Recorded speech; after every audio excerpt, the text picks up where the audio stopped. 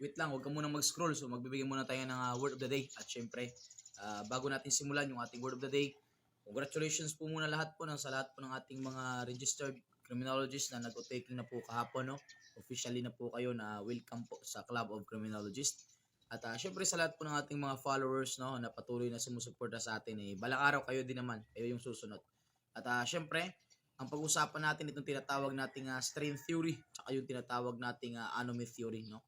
Pag sinabi nating strain theory at anomy theory, it is under the theories of crime causation na pinag-aralan natin dito sa ating subject or area ng criminology for board exam purposes natin.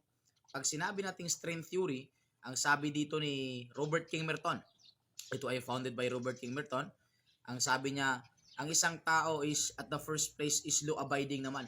Okay, ang isang tao ay mabuti or mabait naman. Pero it's because sa ating goal na hindi natin naabot, nagkaroon ng stress, nagkaroon ng frustration, ay nakapag-commit tayo ng krimen. Sa madaling salita, frustration towards goal ang dahilan kung bakit nakapag-commit ng krimen ang isang tao according to strain theory by Robert King Merton. Kaya tatandaan lang po natin, sinasabi lang po sa strain theory na ang isang tao ay nakakapag-commit ng krimen or maaring makapag-commit ng krimen, it's because of the frustration sa buhay natin. It's because hindi natin naabot yung mga pangarap natin or yung mga goal natin sa buhay, yun yung magtutulak sa atin na mag-commit ng krimen. That is called strain theory by Robert King Merton. Okay?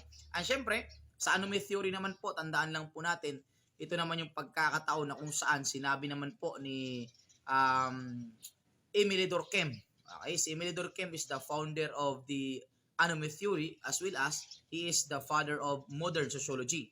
Okay? At sabi niya naman dito sa kanyang teorya, absence of social norms or magulo yung ating mga social standards, so maaring makapag-commit ng isang krimen ng tao dahil wala tayong sinusunod. Sabi niya, kung wala tayong mga social norms or magulo ang ating social norms, it will lead to the deviant behavior or it will lead to criminality. Na maaring ang isang tao ay makapag-commit ng krimen sapagkat wala man tayong proper na mga social norms or social standard.